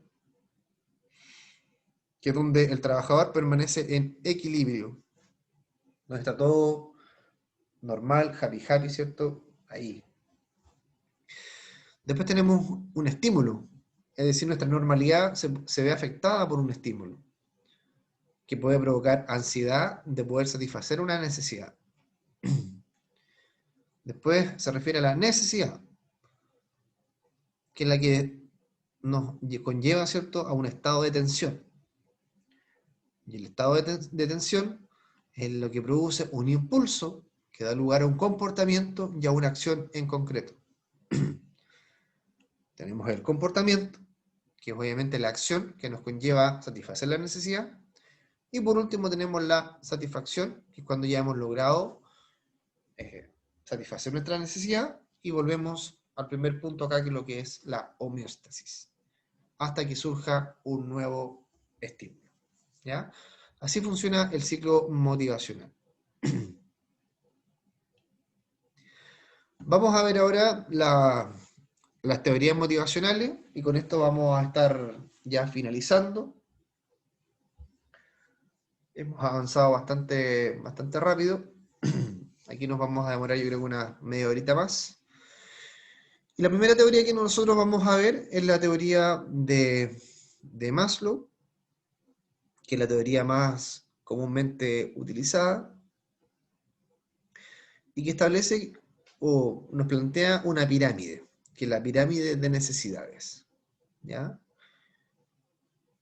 En la cual, ¿cierto?, establece 5 niveles, donde el primero de ellos, de abajo hacia arriba, es las necesidades de tipo fisiológicas, es decir, las necesidades básicas, naturales, ¿ya? La respiración, la alimentación, el descanso, el sexo, la homeostasis.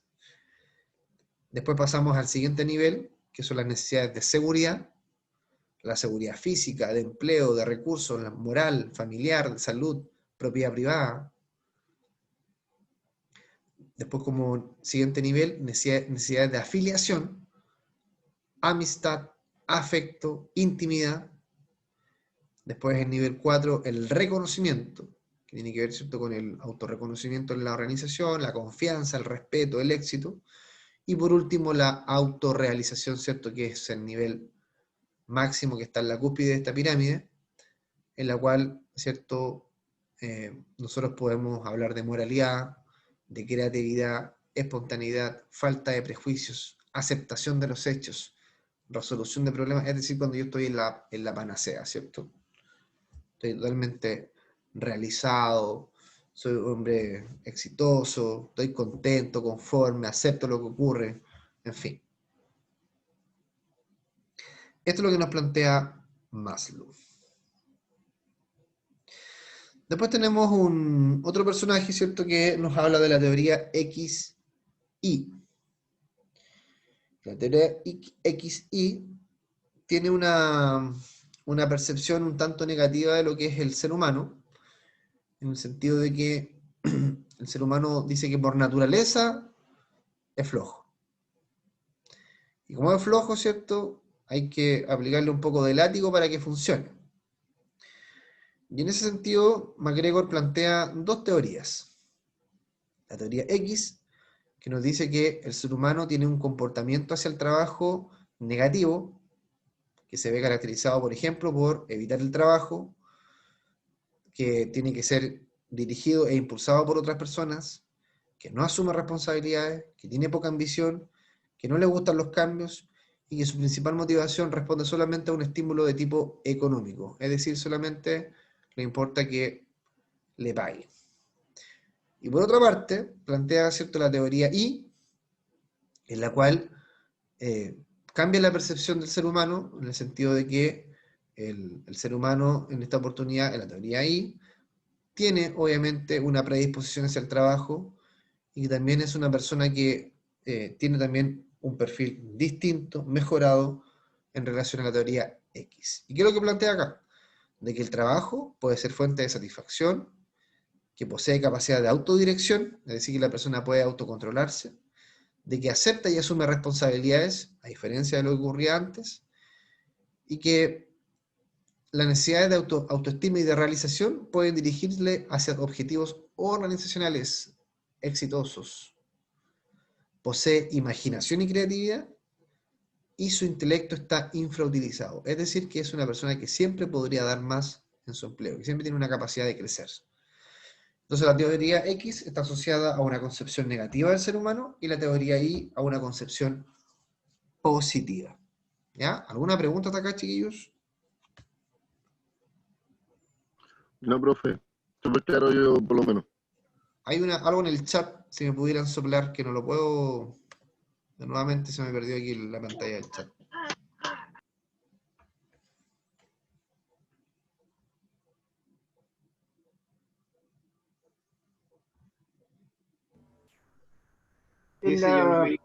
En la guía, profesor, no aparece esta de MacGregor, XY.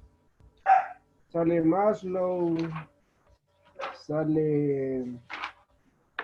No sale por ninguna parte MacGregor. Exacto. La teoría de Clayton Alderfer. Exactamente, no aparece MacGregor. ¿Ya? Y así como hay otras que tampoco van a aparecer que las vamos a ver. McClellan. Sí, esa también la vamos a ver. Herzberg. Recuerden que esto es complementario. Vamos avanzando. Pero si no tenemos... Este si no PPT tenemos el... lo va a subir. El PPT este que nos está mostrando ahora está en el correo. Se lo voy a enviar por correo hoy día. Ah, ya. ¿Y la clase anterior igual, cierto? Ya se las envié ya la clase anterior. Ya. Ah, la envió ya. Esa está lista, Carlito. Sí. Ya, sorry, perdón.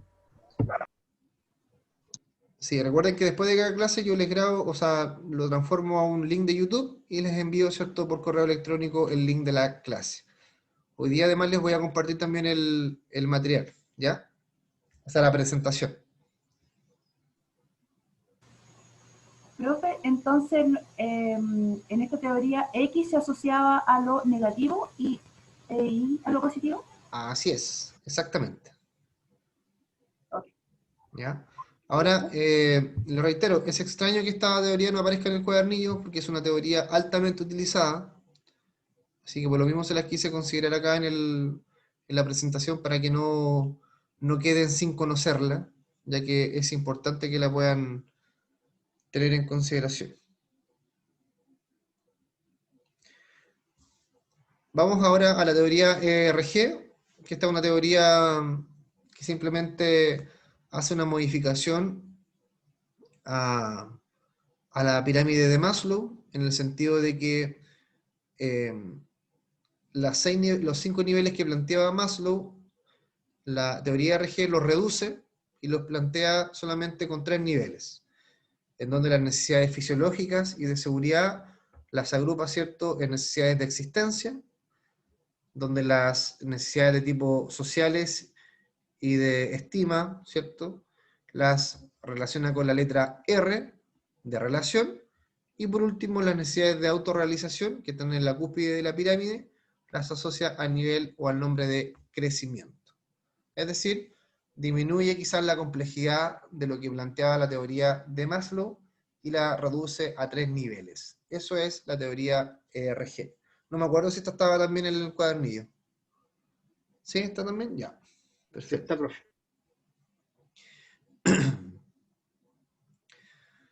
Aquí está, ¿eh? Aquí está la explicación, ¿cierto? Dice que la teoría ERG contiene una dimensión frustración-regresión, en el sentido de que puede ocurrir que cuando queda frustrada una necesidad de orden superior, aparece el deseo de intensificar una orden inferior. ¿Qué significa esto? Si yo, por ejemplo, tengo problemas para hacer amigos, para relacionarme con las personas, voy a ver, ¿cierto?, que mi necesidad de relación se va a ver afectada, no se va a ver satisfecha. Por tanto, yo voy a bajar al nivel, voy a bajar al primer nivel, a la necesidad de existencia, y probablemente me voy a comprar una camioneta, una RAM 3000, ¿cierto?, con unas tremendas, y ahí voy a salir a buscar amigos. ¿Ya? Esa es una explicación vulgar de cómo funciona la teoría ERG. Cuando yo no logro satisfacer una necesidad de relación, ¿ya?, o de crecimiento, voy a tener que intensificar una necesidad de más abajo. ¿Ya?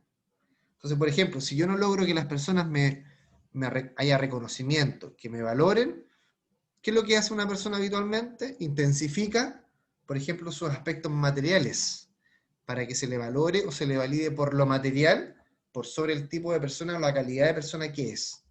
Entonces, esa es la explicación del modelo ERG, que si nos preguntamos en relación a la aplicabilidad y la existencia, es totalmente válida y presente en nuestra idiosincrasia, estimados contertulios, ¿ya?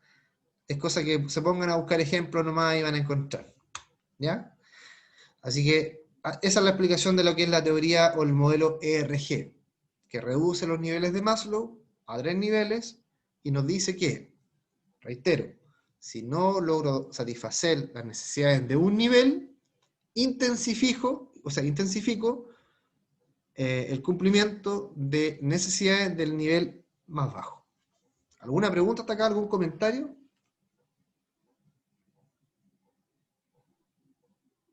¿Por cuál modelo nos vamos a guiar nosotros? ¿Por cuál modelo? Buena o pregunta. dentro de- Buena pregunta. Hay una teoría que viene después que es la que yo les voy a recomendar porque es mucho más completa, ¿ya? Estas teorías como que de cierta manera también tienen sus prejuicios y pueden ser un tanto subjetivas, pero la que vamos a ver después, que es la de Herzberg, vamos a ver que efectivamente tiene una gran significancia.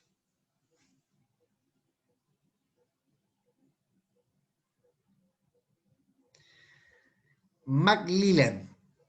Vamos con el señor McLellan. Esto también está en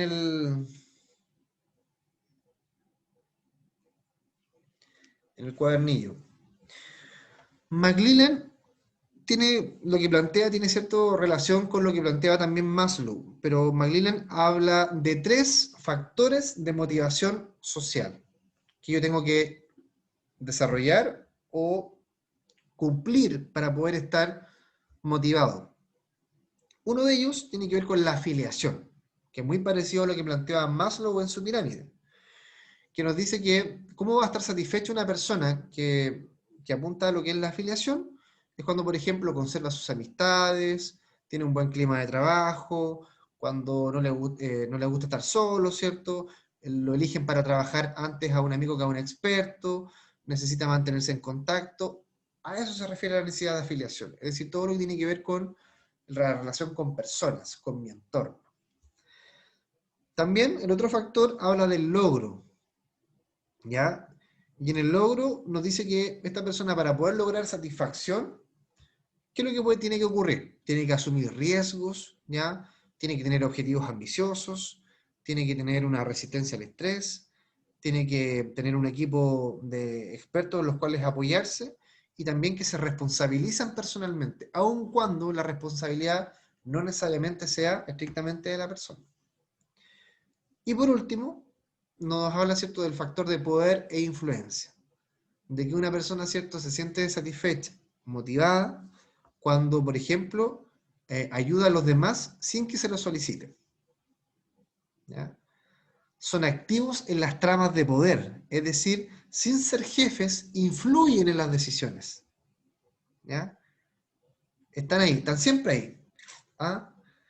Probablemente la jefatura confía en ellos por ser informantes claves, o confía en ellos por su mesura, por su experiencia, por su competencia, y les confían a veces decisiones, o les confían incluso a veces información. Expresan sus emociones de forma abierta, y por último, influyen sobre los demás para que logren resultados. Sin ser un líder formal, él, por ejemplo, es el que lleva la batuta en una acción, en un trabajo, etc. Entonces, aquí podríamos decir que tenemos 3 tipos de personas que, dependiendo del nivel de motivación o el nivel de cumplimiento de cada uno de estos factores que hemos nombrado, se va a sentir motivada y satisfecha. Puede que, por ejemplo, Gladys esté más preocupada de lo que es la afiliación, puede que Elizabeth le interese más el cumplimiento de acciones asociadas al logro, y que Juan esté más preocupado, ¿cierto?, de lo que es el poder e influencia, ¿ya? Esta también es una teoría que es bastante recurrente, pero sigue siendo incompleta en comparación a lo que vamos a ver en la que viene, ¿ya? Y aquí llegamos donde este tipo, ¿cierto? Que es definitivamente es un visionario, porque establece una teoría que da, pero así en el clavo, y que obviamente explica de muy buena forma cómo hoy día las personas se motivan o se desmotivan dentro de su trabajo. Herzberg, a diferencia de los autores anteriores, plantea que además de factores de motivación o de satisfacción, también existen factores de desmotivación o insatisfacción. Los autores anteriores hablaban de que si los niveles que ellos establecían no se cumplían, disminuía el nivel de motivación, simplemente. Pero Herzberg plantea que hay factores de desmotivación, es decir, situaciones que van a catapultar nuestros niveles de motivación en la organización. Y por eso que Herzberg plantea la teoría de los dos factores, así se llama, motivación e higiene. Los factores motivacionales son aquellos de satisfacción, es decir, que contribuyen a que mi nivel de motivación esté elevado, sea adecuado y yo me sienta feliz en mi trabajo. Y por otro lado, plantea los factores de higiene, que son los factores de insatisfacción, ¿ya? Que van a afectar mi motivación, que me van a ir a generar cierto daño, ciertos perjuicios respecto de mi trabajo. En relación a los factores motivacionales o de satisfacción, nos dice que tienen que ver con el contenido del cargo, es decir, cómo se siente el individuo en relación con su cargo. ¿Y qué factores podemos encontrar acá? Por ejemplo, factores de motivación o de satisfacción. El trabajo en sí, que las acciones y tareas y funciones que cumple el trabajador sean obviamente aquellas que a mí me gusten, las que yo me sienta cómodo. Realización, es decir, que el trabajo me permita a mí tener un cierto grado de crecimiento a nivel organizacional, que me permita tener un grado de autonomía, un grado de independencia, que yo pueda desarrollar mi potencial.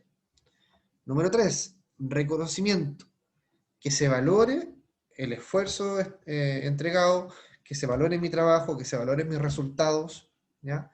Que haya un sentido de pertenencia con mi trabajo, y eso obviamente va a afectar muy positivamente también en mi motivación. 4, progreso profesional, es decir, que yo en la organización en la que estoy, en el puesto de trabajo en el que estoy, vea la luz, es decir, que más adelante yo podría estar allá, ser jefe de una unidad, tener un crecimiento profesional, poder desarrollarme, poder estudiar también. Y por último, responsabilidad. ¿Qué significa esto? Que a medida que ¿cierto? Yo también soy parte de esta organización, se me entreguen responsabilidades, que yo pueda tomar decisiones, que yo pueda cumplir con lo que se me está solicitando y que se me entreguen las herramientas para ello. Y por otra parte, tenemos los factores de higiene o los factores de insatisfacción. Y estos tienen que ver, ¿cierto?, con las condiciones de la empresa. Y aquí, ¿qué es lo que encontramos? Por ejemplo, las condiciones de trabajo. Si las condiciones de trabajo, ¿cierto?, hay un horario laboral excesivo, si las relaciones con mis colegas son malas, si donde estoy ubicado, la oficina, por ejemplo, está al lado de un baño, así como todo húmedo, sin luz, ya todo eso obviamente afecta. No tengo un computador adecuado, no tengo las herramientas para poder trabajar, etc. Número 2, administración de la empresa. ¿Ya? No pagan los tiempos que dicen, no hay una claridad de quién es el jefe, no hay instrucciones claras, ¿ya? No hay una estructura definida, la empresa es poco seria, pareciera que en cualquier momento va a quebrar o que no. O sea, hay mucha incertidumbre. Número 3, el salario. Me pagan mal. No hay pago. ¿Ya? Número 4, relaciones con el supervisor. ¿Cómo es la relación que tengo con mi jefatura? Hay una relación de confianza, mi jefe es un líder o no, en fin. Y por último, beneficios y servicios sociales. qué prestaciones tengo, qué compensaciones tengo, qué convenios hay, por ejemplo, si hay algún convenio dental, hay un convenio oftalmológico, si tengo alguna posibilidad, por ejemplo, de pedir algún crédito interno, qué me ofrece el comité paritario, si hay algún gremio, si hay alguna caja de compensación, ese tipo de situaciones. Entonces, por eso le digo que esta es la teoría más completa porque refleja muy bien la realidad de los trabajadores actuales, de cuáles son los factores que efectivamente, ¿cierto?, motivan y aquellos que desmotivan. ¿Alguna pregunta hasta acá, chiquillos?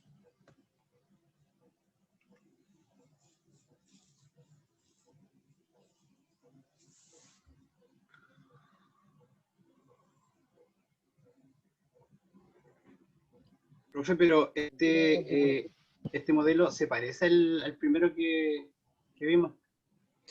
Claro, o sea, miren, si todos tienen algún grado de parecido, porque finalmente la mayoría se basa en la pirámide de Maslow. Pero ¿qué es El lo que otro son más ocurre? resumidos. ¿Ah? El otro era más resumido, se puede decir. Claro, pero ¿qué es lo que ocurre con Herzberg? Herzberg detalla, ¿cierto?, muy bien los elementos que de cierta manera componen el nivel de satisfacción o nivel de insatisfacción. Por ejemplo, habla del salario, ¿ya? Habla de los beneficios y los servicios sociales, habla del progreso profesional. Entonces es más tangible el planteamiento del modelo de Herzberg por sobre los otros. Pero en cuanto a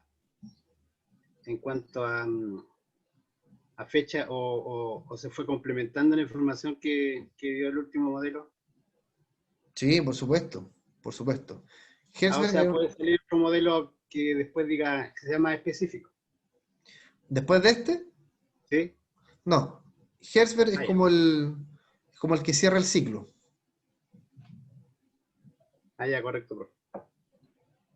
Y por lo mismo es más completo y toma como que agarra de todo un poquito, como que perfeccionó todos los modelos anteriores.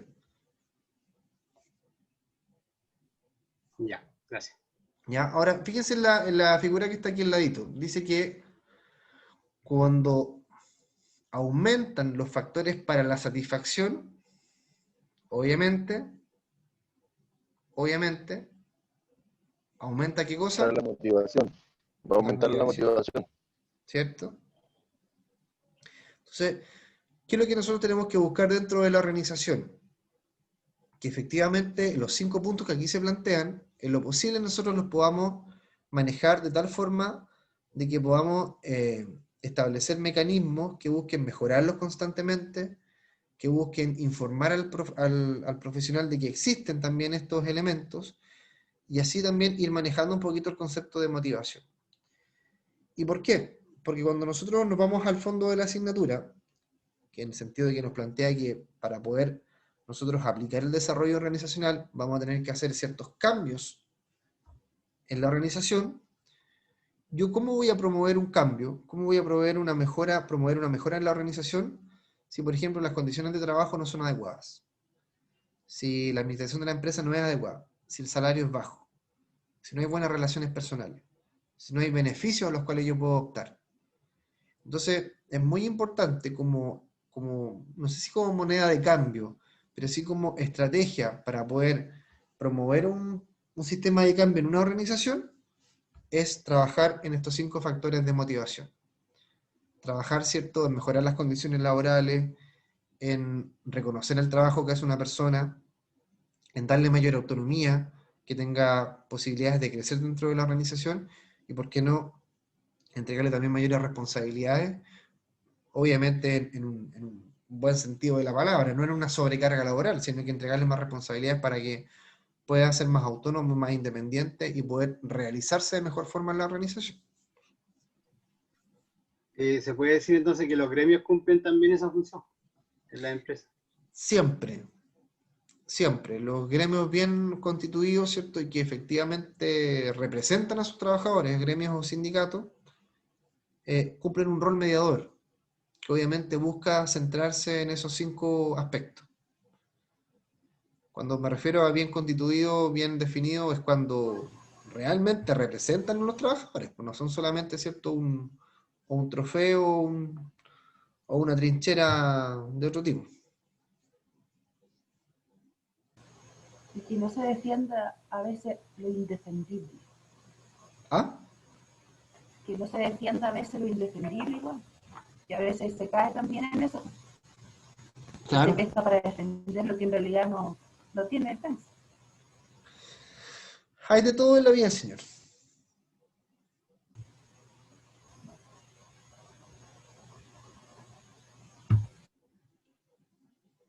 Y por último, chiquillos, para cerrar, nos pasamos a lo que es el proceso de toma de decisiones. ¿Y qué es lo que nos dice la toma de decisiones? Que en primer lugar es el proceso para identificar y solucionar un problema, con el fin de evaluar las alternativas con las que se cuentan para resolver un problema específico. ¿Y qué es lo que nos dice el ciclo o el proceso para la toma de decisiones? Que en primer lugar nosotros tenemos que ser capaces de identificar el problema. Es lo primero. Cuando hemos identificado el problema tenemos que analizar el problema. Su causabilidad, sus efectos, sus externalidades, en qué puede derivar, por qué se pudo haber producido, quiénes participaban del problema, en fin. Después tenemos que evaluar nosotros alternativas, es decir, de qué formas podríamos nosotros poder resolver ese problema. Alternativa A, alternativa B, alternativa C, D, etc. Y tenemos que también, cuando planteamos las alternativas, medir también los niveles de impacto que pueden tener, los niveles de afectación. Y cuando hacemos esa evaluación de la alternativa, recién nosotros podemos elegir una alternativa de ellas y aplicar la decisión. Y ahí, ¿cierto?, podemos identificar si efectivamente esa alternativa que hemos elegido logró o no resolver el problema planteado. Y si no, comienza nuevamente el círculo del proceso de la toma de decisión, que es un periodo es un proceso que nunca acaba. Y que recuerden que una vez que hemos solucionado un problema, siempre va a aparecer un nuevo problema.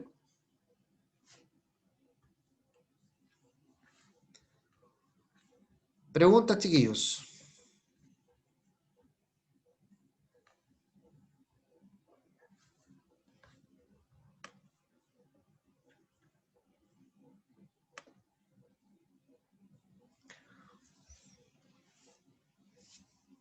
¿No hay preguntas hoy día?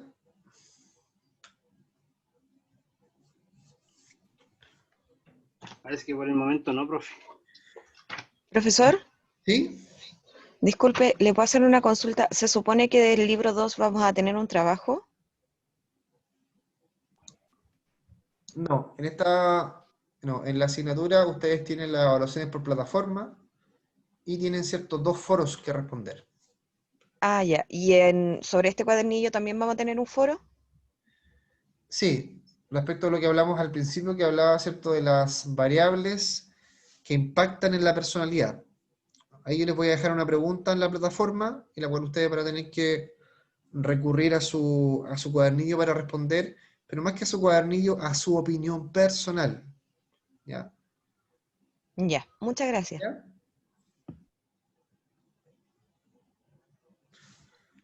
¿Usted va a dar la fecha del foro, cierto? ¿O va a Sí. quedar abierto para cuando Sí. uno quiera ingresar, no? Miren, va a quedar abierto por una semana aproximadamente, ¿ya? Yo creo que sí.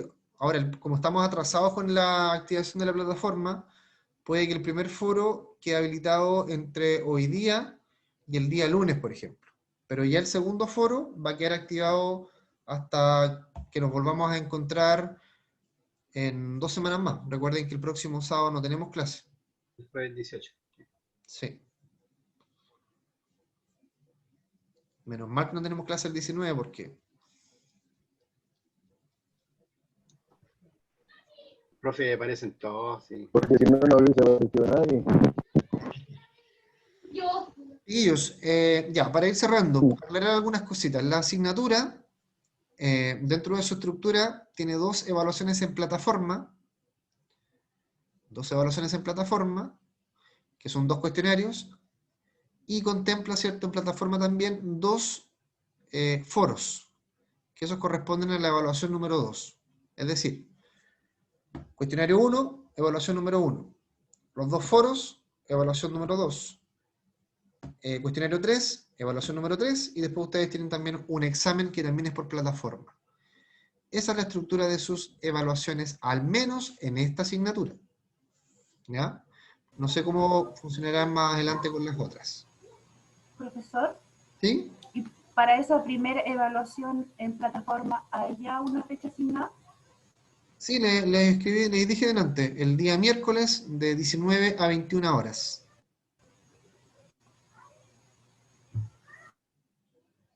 Día miércoles de 19 a 21 horas, miércoles 16. ¿Ya? Yo también eso se lo voy a escribir por el correo para que no haya ninguno que por ahí se le vaya a olvidar o vaya a pasar de largo y se pierda antes del 18. Ya, chiquillos, entonces ahora yo voy a traspasar la clase, ¿cierto?, a YouTube para que después poder compartirla y nos reencontramos ya el próximo sábado 26, parece, 25. 26. ¿Ya? Importante, chiquillos, que todavía no tengo contacto con la delegada del curso de ustedes. Está ahí Pamelita. Ya, Pamelita, entonces para que anote mi teléfono y me manda un mensaje después, porque necesitamos después ir coordinando las evaluaciones, los foros, es importante eso. ¿Ya? Profe, ¿y ¿Sí? qué pasa con las personas que están en turnos y no pudieran dar hacer el foro? ¿Qué pasa con ellos ahí? ¿Tendrán algún tiempo o una vez que termine este ramo se puede dar? Es que para los foros van a tener el tiempo suficiente para que puedan responder. Yo creo que el problema se le podría generar a algunos alumnos con la respuesta de las pruebas en la plataforma. Por ejemplo, si eventualmente el día miércoles de 7 a 9 de la noche alguna persona estuviera en turno, ¿ya?, que puede ocurrir, ahí efectivamente Sí, lo que corresponde por protocolo es que usted antes, es decir, hoy día, por ejemplo, o mañana, lunes, le escriba un correo, ¿cierto?, a su jefa de carrera informando que por razones laborales, ¿cierto?, ese día no va a poder conectarse a rendir la prueba. Ya. ¿Ya? Ya, profe. ¿Ya? Ahora, yo sé que como ustedes la mayoría trabaja en salud, nunca vamos a lograr coincidir en un horario común para todos, porque no todos tienen los mismos turnos, ¿cierto? Es imposible eso. Claro, entonces eso va a ocurrir, ¿ya? Ahora, la última evaluación, la del 26, para evitar cualquier inconveniente con el tema de, aunque igual va a haber alguno que probablemente no pueda, la prueba va a Yo voy ser a en la estar hora en de turno clase. claro, ese día voy a estar en turno yo el 26, profe, de 24 horas. Claro, entonces por ejemplo el 26, la prueba la vamos a tener que fijar, no sé si de 9 a 10 de la mañana o de 10 a 11, pero para poder obviamente evitar algún tipo mayor inconveniente. Ay, Dios. Ya, chiquillos, estamos entonces. Por favor, Pamelita ahí me manda un mensajito. Yo le anoto mi teléfono, ¿no? Ya pues, Pame. ¿Me lo va a dictar? Ahí se lo voy a enviar de nuevo. A ver. Ahí está. Ya. Sí, anotado. Le hablo enseguida. Ya, por favor. Ya, chiquillos, nos vemos entonces. Que tengan un excelente fin de semana y aún un mejor 18. Pásenlo muy bien, coman harto, suban 3 kilos mínimo, porque así se disfrutan las fiestas patrias subiendo de peso. Oh, profe, ¿cómo eso? Pásenlo muy bien. Yo hoy día voy a empezar a subir de peso para poder justificar mi 18. Me parece bien entonces. Ya, chiquillos, nos vemos. Chao, profe, que Cuídense. esté bien, cuídese. Descanse. Gracias, chao, chao. profe. Gracias.